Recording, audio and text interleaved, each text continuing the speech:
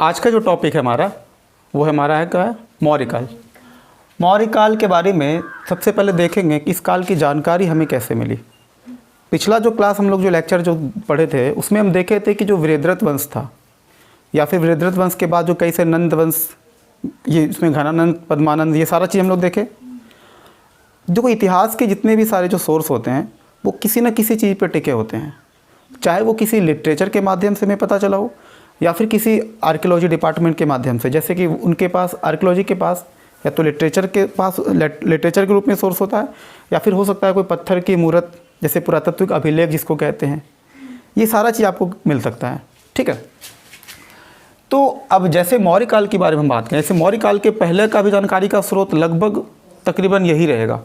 ठीक है, हालांकि मौर्य काल के वक्त में बहुत ऐसी चीज़ है, जैसे मौर्य काल के टाइम में जैसे मेगास्थनीज, स्ट्रैबो और कार्टियस जैसे कई सारे जो राइटर हैं वो इस समय इनके बारे में लिखते हैं।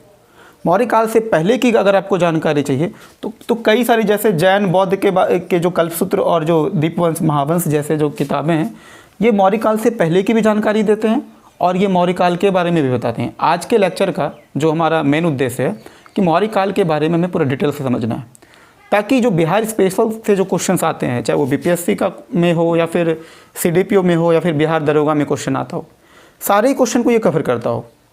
ठीक है, तो आज का जो जानकारी का स्रोत जो हम लोग देख रहे हैं कि ये तीनों सोर्स पहले देखते हैं कि साहित्यिक स्रोत और विदेशी विवरण और पुरातात्विक साक्ष्य, क्योंकि ये तीनों ही सोर्स के वजह से हमें मौर्य काल के बारे में जानकारी मिलता है। फिर देखेंगे, जब इसको हम पढ़ लेंगे इसके बाद हम लोग देखेंगे बारी बारी करके जितने सारे जो राजा लोग हैं उनके बारे में सब लोग पढ़ेंगे, डिटेल में पढ़ेंगे। फिर चंद्रगुप्त मौर्य के बारे में पढ़ेंगे, बिंदुसार के बारे में पढ़ेंगे, फिर अशोक के बारे में पढ़ेंगे।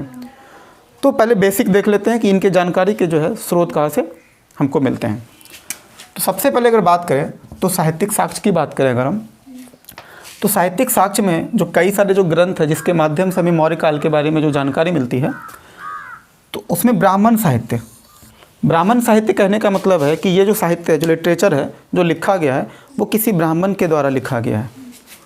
उनमें से जो अर्थशास्त्र, इकोनॉमिक्स, हम सभी जानते हैं कि अर्थशास्त्र जो है वो किन्होंने लिखा, कौटिल्य ने लिखा। पुराण तो कई सारे राइटर ने मिलकर लिखा। उसके बाद मुद्रा राक्षस जो कि विशाख दत्त ने लिखा था।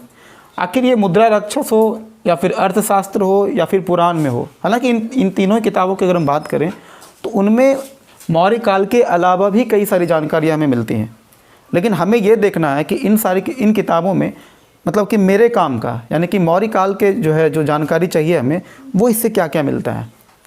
ठीक है, तो जैसे हम लोग अभी डिटेल में पढ़ेंगे, अभी जो कौटिल्य का जो अर्थशास्त्र है उसके माध्यम से क्या क्या जानकारी मिलती है हम लोग डिटेल में देखेंगे।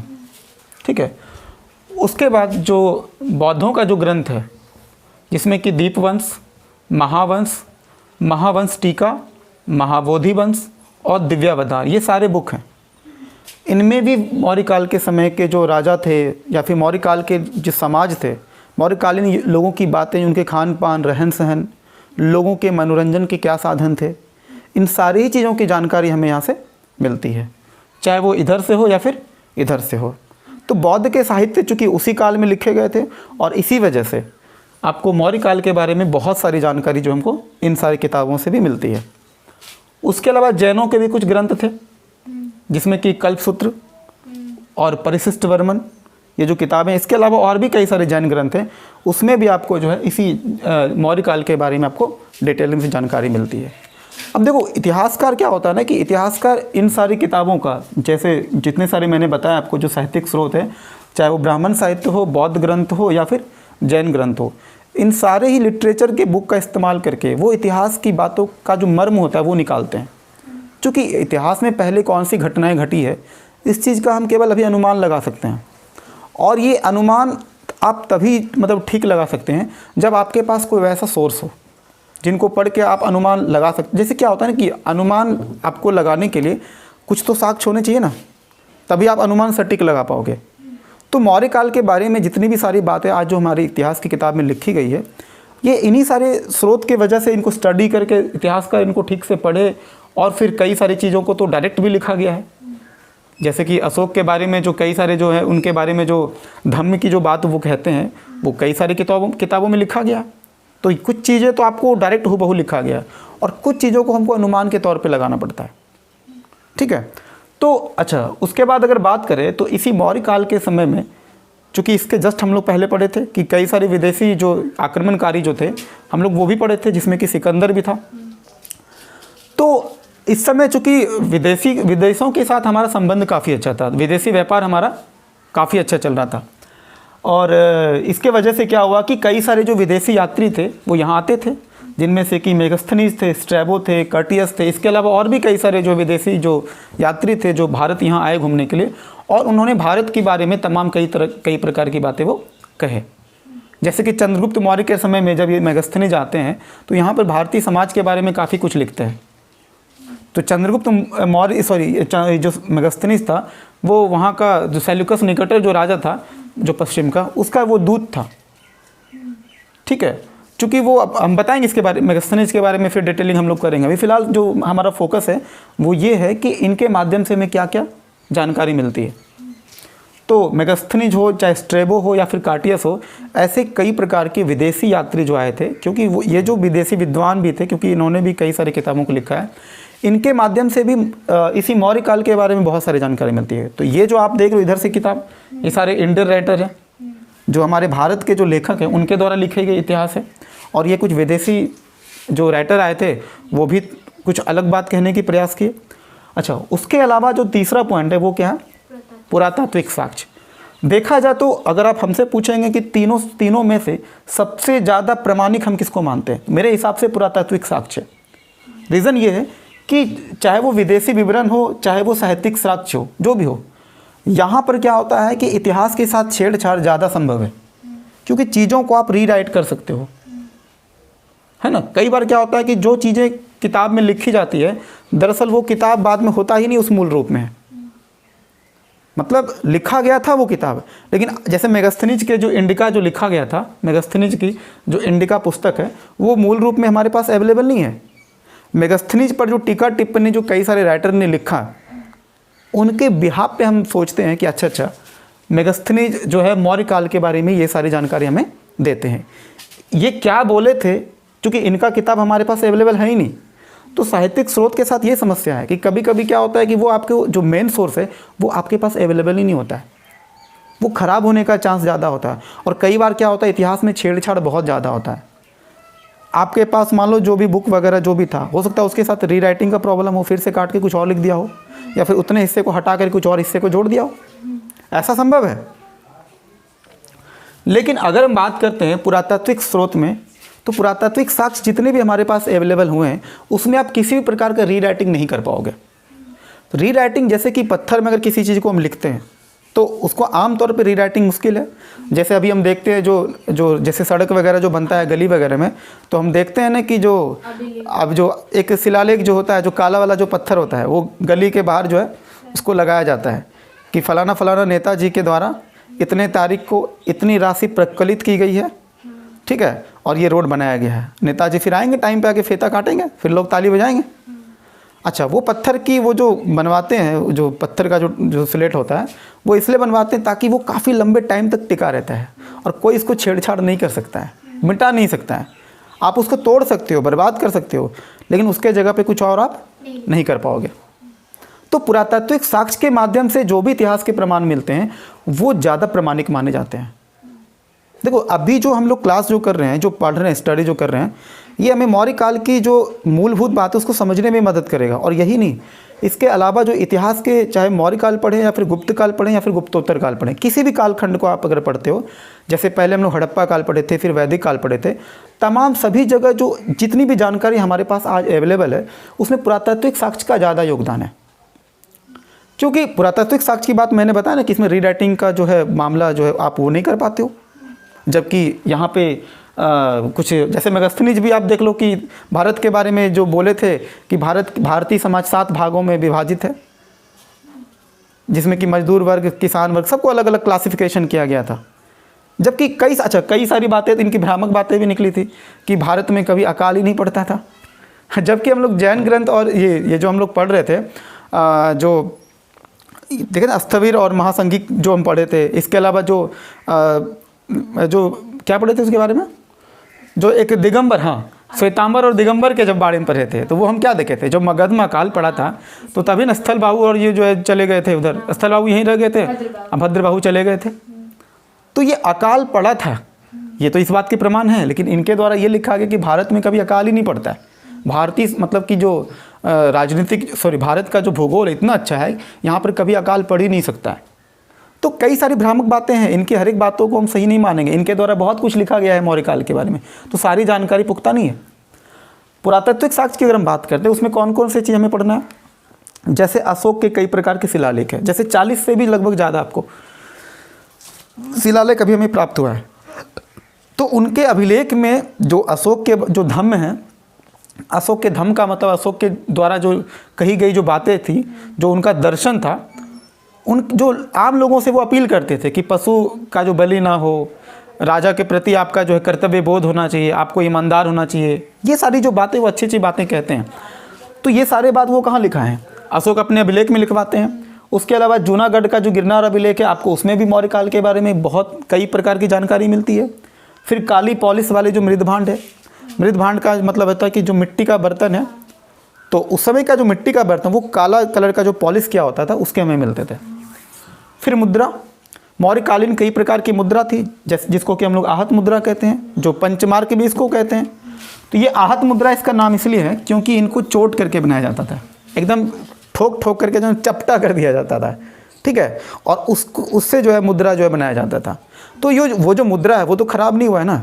अच्छा, उस मुद्रा को तो हम साइंटिफिक मतलब कि कार्बन डेटिंग माध्यम से जो है हम निकाल सकते हैं कि वो कितने साल पुराना है, और मौर्य काल के बारे में भी जानकारी लगभग उसी टाइम का है। तो मुद्रा के माध्यम से भी कई बार क्या होता है, उस समय के व्यापार और वाणिज्य का पता चलता है, ठीक है। तो अच्छा, उसके अलावा जो भवन है, जो कई प्रकार के जो भवन हमको मिलते हैं उस समय के, उसके माध्यम से भी कई मौर्य काल की जानकारी मिलती है।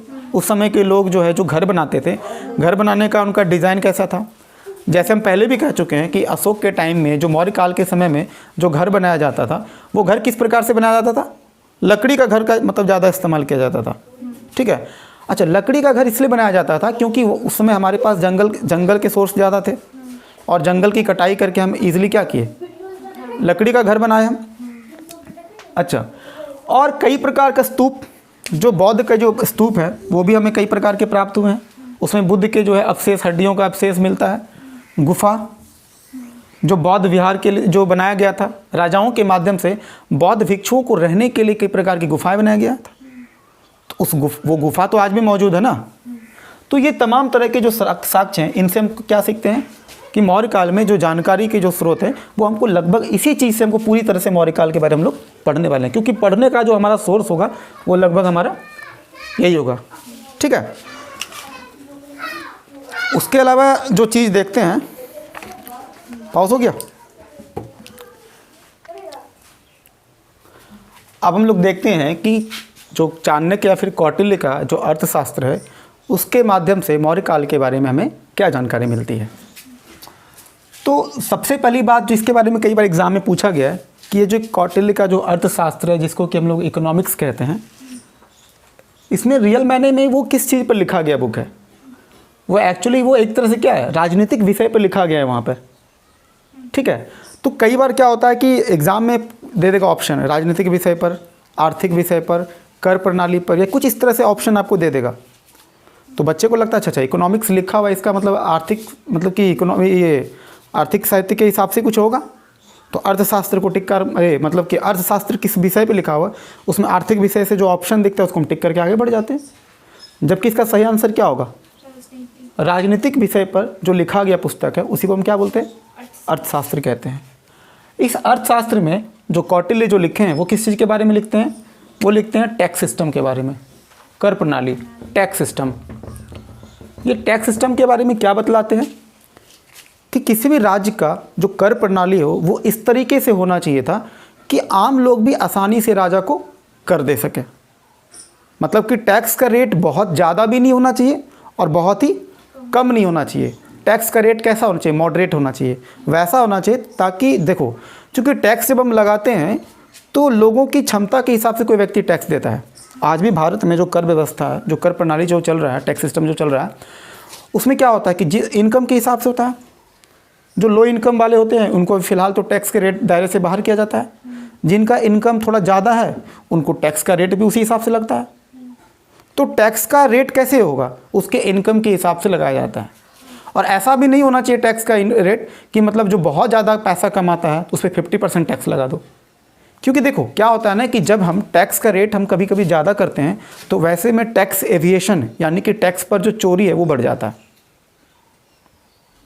तो इनका कहना है कि जो राजा होते हैं वो टैक्स को लगाओ, टैक्स आप जो भी लगाना चाहते हो लगाओ, लेकिन टैक्स का रेट उस समय की सिचुएशन के हिसाब से ना, आपकी कितना उस समय का प्रोडक्टिविटी कितना है, आप इकोनॉमिकल एक्टिविटी में प्रोड्यूस कितना कर पाते हो। अगर इनकम ज़्यादा है तो फिर टैक्स का रेट थोड़ा ज़्यादा होता है तो दिक्कत नहीं, लेकिन अगर इनकम ही बहुत कम हो और टैक्स अगर आप रेट मतलब टैक्स का रेट अगर हम ज़्यादा लगाते हैं तो ऐसे में क्या होगा, उस राजा का जो सत्ता है वो गिरना तय है। हम पढ़ेंगे जब मॉडर्न हिस्ट्री जब हम पढ़ेंगे वहाँ पे तो कई प्रकार की जो बंदोबस्त वाला जो सिस्टम है, तो वहाँ पर भी जो सिस्टम जो देख रहे हैं, जो अंग्रेज टैक्स लगाते थे उस टैक्स में भी क्या करते थे, जब देखना तुम कि लोग जब विद्रोह जब करेंगे, जैसे तुम पढ़ना जब दक्कन के दंगे वगैरह पढ़ना, तो दक्कन के दंगे होने के पीछे एक रीज़न ये भी था कि टैक्स का रेट बहुत ज़्यादा था और लोग उसको क्या कर रहे थे, उसको वहन नहीं कर पा रहे थे। अच्छा, अंग्रेज शोषण कर रहे थे और ऐसे में सीधी सी बात है, अंग्रेज सिर्फ अपने बेनिफिट के अलावा और कुछ नहीं सोच रहे थे। तो टैक्स का रेट ज़्यादा था तो लोग उनके खिलाफ क्या किए, उपद्रव मचाए, और फिर बाद में क्या हुआ आप देख लो, कितने सारे कई प्रकार के जो किसान आंदोलन हुए, उसमें से टैक्स के वजह से ही सबसे ज़्यादा हुआ। तो आज भी जैसे कई प्रकार के जो टैक्स होते हैं वो टैक्स का रेट कैसा होना चाहिए इस बारे में कौटिल्य जो है बहुत पहले कर चुके थे। तो चंद्रगुप्त मौर्य जब मौर्य वंश के जो संस्थापक हैं जब वो आएंगे गद्दी पे जब बैठेंगे तो उनको पहले ही समझा दिया था कि टैक्स का रेट इस तरीके से लेना कि ताकि तुम्हारा भी इनकम ज़्यादा हो और लोगों को देने में भी दिक्कत ना हो। उसके अलावा कौटिल्य का मानना है कि हर एक प्रशासक के पास, हर एक राजा के पास, उनके पास अपना गुप्तचर व्यवस्था होना चाहिए। जस्ट लाइक रॉज जैसे हमारे इंडिया का जो गुप्तचर व्यवस्था है वो इसलिए होना चाहिए क्योंकि राजा क्या होता है, वो राजा तो काम कर रहा होता है, कोई भी जो नीति राजा बनाता है उसके अधिकारी उसको फॉलो करते हैं, लेकिन कई बार हम देखते हैं कि उसके जो अधिकारी होते हैं वो उस पॉलिसी के खिलाफ होते हैं, वो अपना प्रॉफिट के हिसाब से देखते हैं, जिसको करप्शन कहते हैं। तो उस करप्शन को रोकने के लिए आपके पास कोई ना कोई एक ऐसा तंत्र होना चाहिए जो उस अधिकारी के जो गलती है, जो कमी है, उसको पकड़ा जा सके। इसके अलावा जो राज्य की सुरक्षा की जब हम बात करते हैं तो वहाँ पर भी राज्य की सुरक्षा को लेकर के तो आप वहाँ पर तो गुप्तचर व्यवस्था का और ज़्यादा योगदान होता है कि आसपास पड़ोस के जो प्रांत हैं, जो क्षेत्र हैं, अगर वहाँ पर इस क्षेत्र के खिलाफ अगर कोई षड्यंत्र रचा जा रहा है तो हम पहले ही हमें जानकारी मिल जाएगी, तो हम अलर्ट रहेंगे, अपनी सेना वगैरह की व्यवस्था अच्छे से करेंगे। तो कहने का मतलब है कि इस गुप्तचर व्यवस्था से इस क्षेत्र का मौर्य जो मगध का जो क्षेत्र था, मगध के क्षेत्र का आर्थिक विकास बेहतर हो पाया, राजनीतिक स्थिरता की जो हम बात करते हैं वो भी काफ़ी बेहतर तरीके से हो पाया। तो राजनीतिक रूप से जो सुदृढ़ आपको दिखता है, जो एम्पावर्ड दिखता है, जो मगध जो हुआ, इसमें गुप्तचर व्यवस्था का बहुत योगदान था। तो ये भी किनका योगदान था? कौटिल्य बार बार कहते थे कि आपके पास अपना एक गुप्तचर व्यवस्था ढंग का होना चाहिए और इसका इस्तेमाल राजा जो करेगा वो क्यों करेगा? कल्याणकारी करने के लिए। ध्यान दो, सबसे इंपॉर्टेंट बात। तो अब इसको पढ़ने से पहले इसको देख लेते हैं एक बार, ठीक है। गुप्तचर प्रशासन होना चाहिए, इसके अलावा आर्थिक और सामाजिक विवरण भी देता है इसमें। आर्थिक विवरण का मतलब है कि उस समय मौर्य काल के समाज में लोगों की इनकम कैसी थी, राजा की इनकम कैसी थी। टैक्स सिस्टम तो हम लोग देख ही रहे हैं क्योंकि टैक्स का सीधा इनकम से सीधा रिलेशन है। क्या आर्थिक विषमता वैसा था जैसे कि इसको इकोनॉमिकल अनइक्वालिटी की अगर हम बात करें वैसा है, मतलब कि पहले था जैसा कि आज देखने को मिलता है।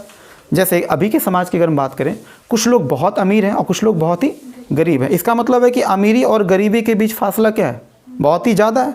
तो क्या इस प्रकार की समाज उस समय था क्या? तो तुलनात्मक रूप से देखा जाए तो उस समय मौर्य काल में ऐसी बातें कम हुआ करता था। अमीर गरीब तब भी थे लेकिन इतना ज़्यादा गैप नहीं था। हालांकि राजा के बारे में अगर आप देखो तो राजा तो सबसे अमीर होता था, ठीक है। तो आर्थिक विवरण की अगर हम बात करें उसके बारे में भी जानकारी मिलती है। कई प्रकार के जो है टैक्स वगैरह तो बता ही दिए कि उसमें मिलता है। लोगों का रोजगार के साधन क्या थे, लोग कौन कौन सा काम करते थे, लोगों की मतलब आजीविका, मुख्य पेशा, ये पूरी तरह से आर्थिक, जैसे आजकल के हिसाब से जब भारत का जो आर्थिक सर्वेक्षण जो किताब निकलता है ना, एक तरह से देखा जाए तो उस समय का ये आर्थिक सर्वेक्षण का ये बुक था। उस समय राजा का इनकम से लेकर के एक्सपेंडिचर यानी कि खर्च, सब चीज़ का चर्चा मिलता है। लोगों का पर कैपिटा इनकम कितना था, सोचो उस समय की बात बता रहे हैं। उस समय कौटिल्य अपने अर्थशास्त्र में इन सारी बातों को बताए थे।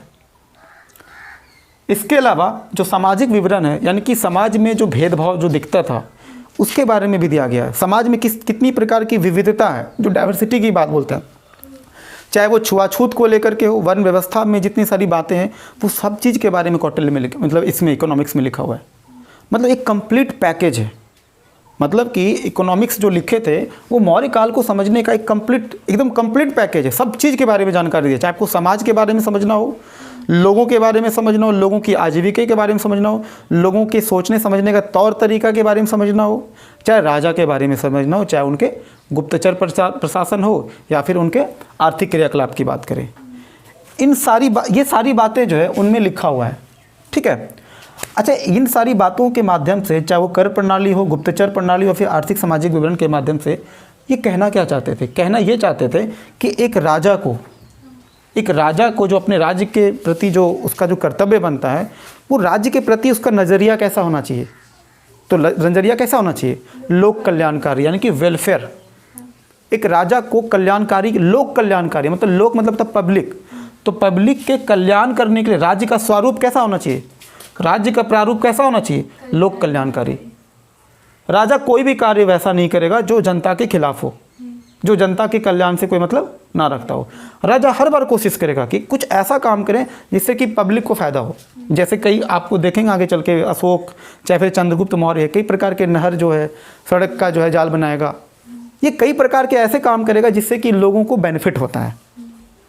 तो कोई भी सरकार हो, चूँकि सरकार जो भी हो, यानी कि कहीं ना कहीं अगर देखा जाए तो इस प्रकार के वो कहना ये चाहते थे, एक तरह से ये लोकतांत्रिक व्यवस्था की बात ये कह रहे हैं कि राजा हो, इसका मतलब ये नहीं कि तुम हीरो बनोगे, कुछ भी करोगे। मतलब आज राजा का मूड खराब है तो कोई भी आदेश दे दिए, नहीं। तुम राजा हो तो तुम राजा मतलब किस तरह के राजा हो? तुम जनता के सेवक हो। जो आज मोदी जी बार बार चिल्ला चिल्ला के कह रहे हैं कि मैं हूँ चौकीदार, हालांकि दावा को जो कुछ और कर रहे थे, आज देश की स्थिति तो उसके जस्ट विपरीत है। आज तो चौकीदार ही गायब है।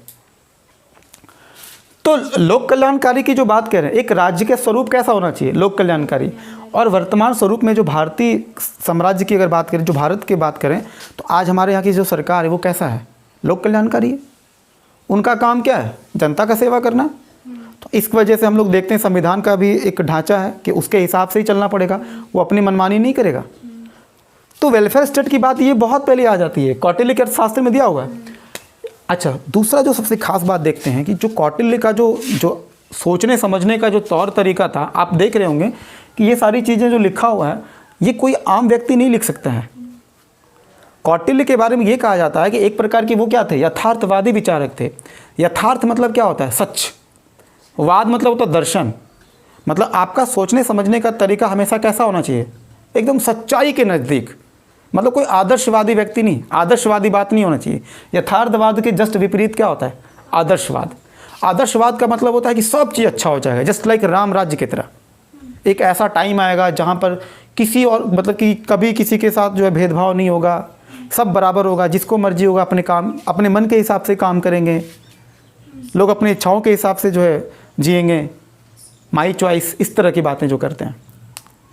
और कौटिल्य को पता था कि ऐसा कोई समाज बना ही नहीं है जहाँ पर कि सभी लोग बराबर हो, बिल्कुल बराबर हो, क्योंकि बिल्कुल बराबरी कभी समाज में आ ही नहीं सकता है। हम बहुत प्रयास करेंगे तो बराबरी के लेवल को थोड़ा सा हम, जैसे गैप अगर इतना है समाज में, इसको थोड़ा कम कर सकते हैं। और उस कम अगर आपको वो कमी करना है तो कमी करने के लिए आपको ये तरीका अपनाना पड़ेगा। अगर राज्य लोक कल्याणकारी होगा तो निश्चित रूप से जो आर्थिक विषमता है या फिर जो सामाजिक विषमता की बात करें, जो समाज में जो भेदभाव है, छुआछूत है, जो वर्ण व्यवस्था की जो बात चलता है, वो थोड़ा क्या होगा? कम होगा। महिलाओं और पुरुषों के बीच जो भेदभाव वो भी क्या होगा? कम होगा। ये हो सकता है, लेकिन बिल्कुल बराबर होगा इसकी गारंटी नहीं है। देखो एक बात समझो, चाहे वो पैट्रियार्की हो या फिर मैट्रियार्की हो, दोनों ही अपने आप में गलत है।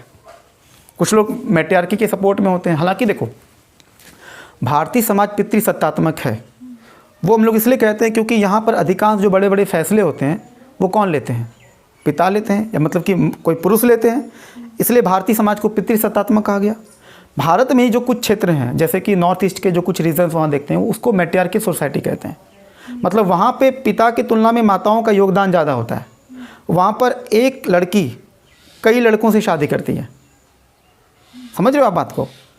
और आम तौर पे जो हमारा सोसाइटी था, जो राजा लोग थे, एक राजा और कई रानियाँ होती थी। तो देखो जस्ट अपोजिट है। देखा जाए तो दोनों ही अपने आप में थोड़ा अजीब है।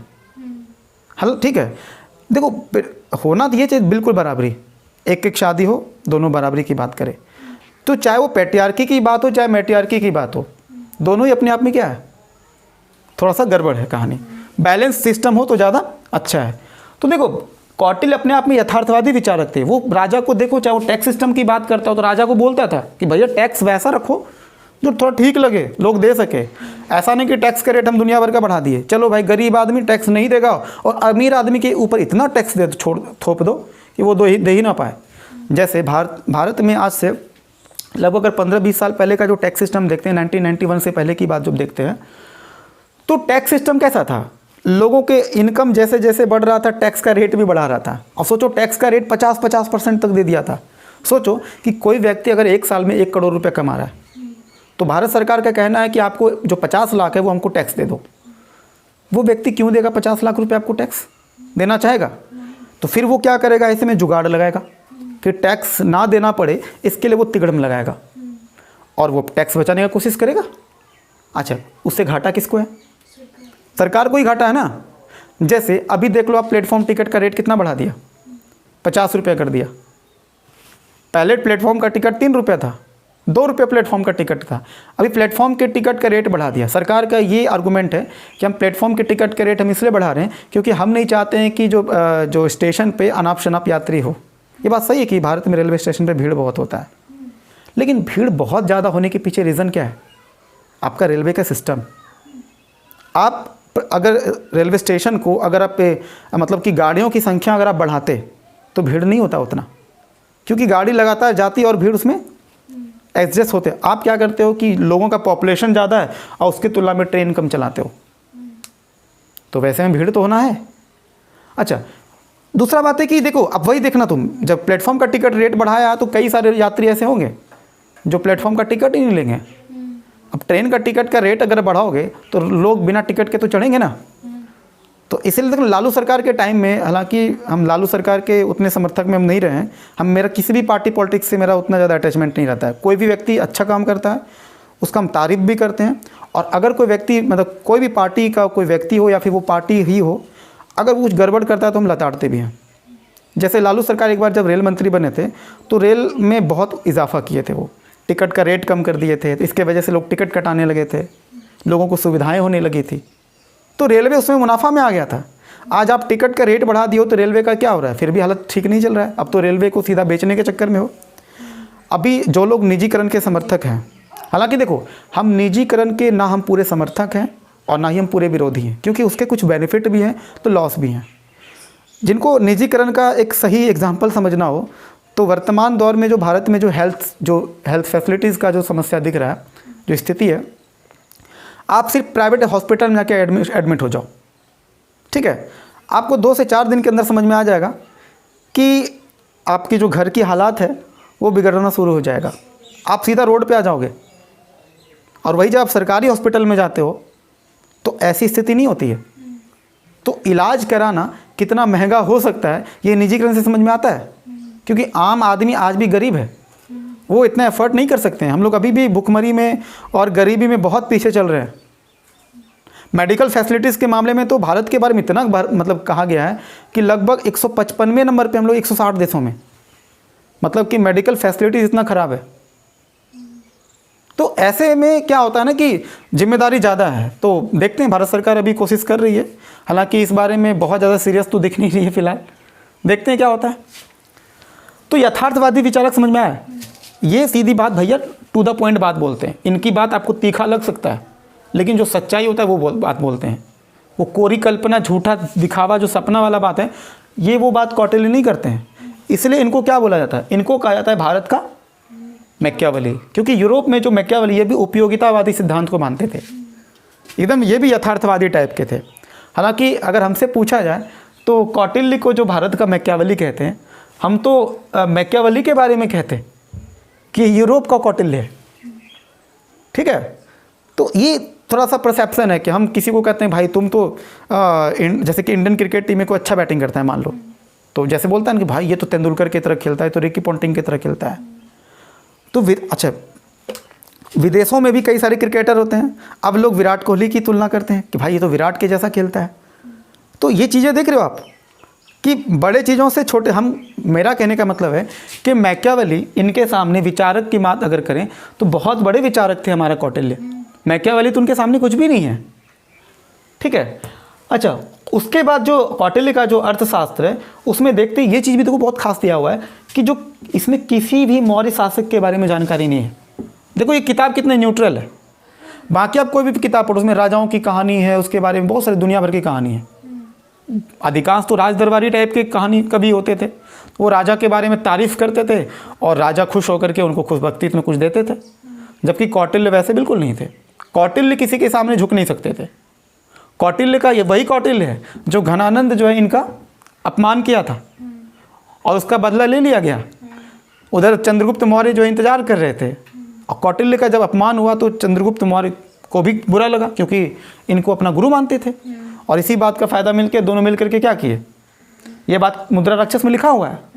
ये मुद्रा राक्षस जो विशाख दत्त के द्वारा जो लिखे गए 9वीं सेंचुरी में लिखा गया है।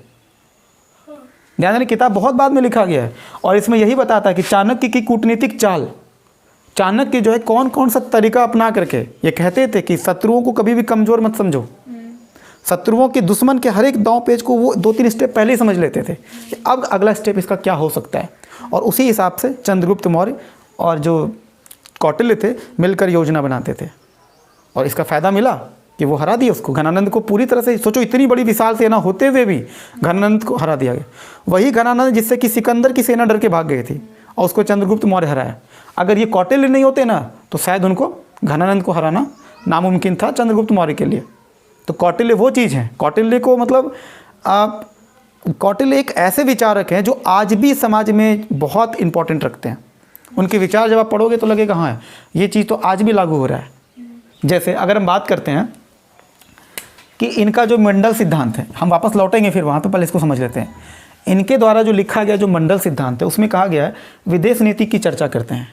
मतलब कि फॉरेन पॉलिसीज़ कैसा होना चाहिए, एक राज्य का दूसरे राज्य के प्रति नीति कैसा होना चाहिए, व्यापार और वाणिज्य को लेकर के कैसा अप्रोच होना चाहिए। तो उसके लिए दूत भेजते हैं, व्यापारिक मंडल भेजते हैं और वहाँ के सामान को हम लोग यहाँ खरीदते हैं, फिर यहाँ के सामान को वहाँ बेचते हैं। उसके बाद हम लोग इस तरीके से विदेश नीति ऐसा रखते हैं कि एक क्षेत्र यानी कि एक देश दूसरे देश पे हमला ना करे। जैसे आज भी फॉरेन पॉलिसीज चल रहा है ना, जैसे भारत चाइना ले लो, इंडिया अमेरिका ले लो, इंडिया रसिया ले लो। तो ये जो विदेश नीति के माध्यम से ही चीज़ों को इस्टेब्लिश करते हैं। इसके लिए क्या करते हैं हम लोग अपने राजनयिक को भेजते हैं वहाँ पे और वहाँ के राजनयिक भी हमारे पास आते हैं। जो भी चीज़ कहना होता है रशियन सरकार को तो हम उसके डिप्लोमेट्स को कहते हैं और वो क्या करते हैं यहाँ से वो अपनी बातों को आगे बढ़ते हैं। मतलब एक तरह सीधी सी बात है कि वो उनका एक दूत, जैसे राम जी के हनुमान थे ना, जस्ट लाइक वैसे ही होता है दूत का काम। ठीक है, तो मंडल सिद्धांत में क्या होता है, विदेश नीति की चर्चा है। उसके अलावा एक और बात ये बोलते हैं, बड़ा इंटरेस्टिंग बात है। इसमें कहा गया है कि जो पड़ोसी होता है ना, चाहे वो कहीं का पड़ोसी हो, पड़ोसी आपका स्वाभाविक शत्रु होता है। इसका मतलब है कि आप चाहे कुछ भी कर लो, पड़ोसी के मन में थोड़ा खटपट तो हमेशा रहेगा। इसलिए देखो कौटिल्य का ये भी कहना है कि जो पड़ोसी के साथ, देखो अगर आप पड़ोसी के साथ अच्छा रिश्ता रख पाते हो, समझ लो आप बहुत बड़ा काम कर रहे हो। अगर आप पड़ोसी को मैनेज करके चलते हो ना तो आप निश्चित रूप से तरक्की करोगे। क्योंकि देखो एक बात बताते हैं, दोस्त हम बदल सकते हैं क्योंकि दोस्त हम चुनते हैं। ठीक है, तो दोस्त, चलो आज हमें ये दोस्त पसंद नहीं है, इसको हम चेंज करके किसी दूसरे से दोस्ती कर लेंगे। चलो इसको हटाओ, ये लंपट किस्म का हटाओ, इसको हम किसी और से दोस्ती कर लेंगे। तो दोस्त तो बदलना ईजी है, लेकिन पड़ोसी बदल सकते हैं क्या? हम पड़ोसी कभी नहीं बदल सकते हैं। पड़ोसी तो बाय डिफ़ॉल्ट है, वो मिलता है। अब वो तुक्का है, अगर पड़ोसी अच्छा मिला तो बहुत बढ़िया है, और अगर पड़ोसी अच्छा नहीं मिला तो ताना मार मार के जो है आपका किचाइन कर देगा। हर चीज़ में ताना, आप कुछ खरीदोगे, कुछ नया चीज़ लोगे तो बोलेगा देखो तो शर्मा जी का तो देखो चमक रहा है, शर्मा जी आजकल बहुत कमा रहे हैं, क्या बात है शर्मा जी, थोड़ा इधर भी पार्टी शार्टी दो। अब वो ताना भी मारेगा और चुभता भी है, उसको जलता भी है। इसलिए इनको पता था कि पड़ोसियों से हमेशा क्या करो, अलर्ट रहो और कोशिश करो उनको खुश करने का, खुश रखो। थोड़ा मोड़ा नुकसान भी सह लो, कोई बात नहीं है, लेकिन पड़ोसी हमेशा क्या होना चाहिए, खुश। क्योंकि अगर पड़ोसी टाइम पे अगर धोखा दे दे तुमको तो बहुत बड़ा गच्चा लग जाएगा। तो पड़ोसियों के साथ रिश्ता आप अच्छा रखो, आस पड़ोस के साथ व्यवहार अच्छा रखो, ताकि आपको क्या होगा, आपका इस्टेब्लिशमेंट बेहतर होगा। तो ये बात मौर्य काल में चंद्रगुप्त मौर्य को ही समझाते भी हैं कि अपने पड़ोसी के साथ हमेशा अच्छा रिश्ता रखो, क्योंकि पड़ोसी हमेशा क्या होता है, स्वाभाविक शत्रु होता है और उससे बच के रहो। ठीक है। इसके अलावा जो हम कह रहे थे कि किसी मौर्य शासक का उल्लेख नहीं है, बिल्कुल सही है, किसी भी राजा के बारे में कोई चर्चा नहीं है, और ना ही किसी समिति का उल्लेख है। राजा के माध्यम से जो कई प्रकार की जो समिति होती थी, जिसके माध्यम से वो जो प्रशासनिक कार्य करते थे, उसके बारे में कोई चर्चा इस किताब में आपको देखने को नहीं मिलता है। ठीक है। उसके बाद इस किताब में और क्या बोलता है कि राज्य हित पर बल देता है। तुम देख रहे हो, क्योंकि ये लोक कल्याणकारी राज्य की बात करता है, तो राज्य हित पर बल देने की बात कह रहा है। और ये सबसे बड़ा बात है कि जिस समय की शासन व्यवस्था ज़बरदस्त चल रहा था उस समय, कौटिल्य का कहना है कि भैया शासन कार्य में हम वर्ण व्यवस्था नहीं देखेंगे, मतलब लोगों को उसके क्षमता के हिसाब से हम अपॉइंटमेंट देंगे, उनको अपने यहाँ रखेंगे। जिसके अंदर सैनिक क्षमता होगी हम उसको सेना में रखेंगे। अब ये नहीं कि सेना में हम शूद्र को नहीं रखेंगे तो वैश्य को नहीं रखेंगे, ऐसा नहीं होगा। जैसे उस समय की वर्ण व्यवस्था में क्या चला था कि जिसका जो वर्ण है उसको उसी हिसाब से काम करना पड़ेगा, लेकिन कौटिल्य का मानना ऐसा बिल्कुल भी नहीं था। कौटिल्य का कहना था ये सब फालतू की बात है, नौटंकी बंद करो, सबको शामिल करो और सबसे काम करो, जो योग्य होगा उसको मौका मिलेगा। तो सीधी सी बात है कि जो काबिल होगा उसी को हम चुनेंगे। और यही गुरु मंत्र जो है उनको चंद्रगुप्त मौर्य को समझाए और वो समझ गए बातों को। अभी तुम देख लो ना कि अगर सरकारी नौकरी में हालांकि भेदभाव हो रहा है, हम नहीं कह रहे कि आरक्षण का सिस्टम नहीं चल रहा है, लेकिन वो रिजर्वेशन, हालांकि रिजर्वेशन देखो, जो अगर हम बात करते हैं रिजर्वेशन सैद्धांतिक रूप से तो हम उसके समर्थक हैं, लेकिन उसका इम्प्लीमेंटेशन का तरीके में गड़बड़ी है, इस बात को हम भी मान रहे हैं। लेकिन रिजर्वेशन अपने आप में क्या है, काफ़ी अच्छा है। जो निचले तबके के लोग हैं उनको ऊपर बढ़ने का एक मौका देता है। तो ठीक है, कहीं कहीं पर अगर राज्य डिस्क्रिमिनेशन करता है, भेदभाव करता है, तो गलत नहीं होता है, क्योंकि कई बार पॉजिटिव डिस्क्रिमिनेशन होता है, मतलब सकारात्मक रूप से भेदभाव, और वो ठीक भी है। तो इस तरीके से हम लोग देख लेते हैं कि कौटिल्य के अर्थशास्त्र में इतनी सारी बातें हमको लिखा होता है। एक बार उसको तेजी से रिकैप कर लेते हैं। इसमें क्या राजनीतिक विषय पर लिखा गया पुस्तक में हम लोग देखते हैं, टैक्स सिस्टम के बारे में दिया हुआ है, गुप्तचर प्रशासन के बारे में दिया हुआ है, आर्थिक सामाजिक विवरण भी दिया इस किताब में लिखा हुआ है। और इससे ये पता चलता है कि कौटिल्य चाहते थे कि कोई भी राज्य हो वो कैसा होना चाहिए, लोक कल्याणकारी होना चाहिए। उसके अलावा हम लोग क्या देखें कि कौटिल्य जो है वो यथार्थवादी विचारक थे, मतलब वो जो सच्चाई का मतलब बहुत ही करीब से देखते थे। उसके अलावा मंडल सिद्धांत में हम लोग देखें कि विदेश नीति की चर्चा के बारे में दिया हुआ है, पड़ोसी स्वाभाविक शत्रु होता है। ठीक है। किसी मौर्य शासक का उल्लेख नहीं है, ना ही किसी समिति का उल्लेख है, ये भी हम लोग देख लिए।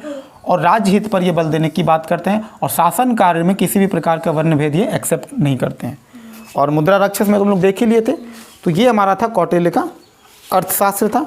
इसके बाद का जो टॉपिक होगा वो होगा मेगास्थनीज अपने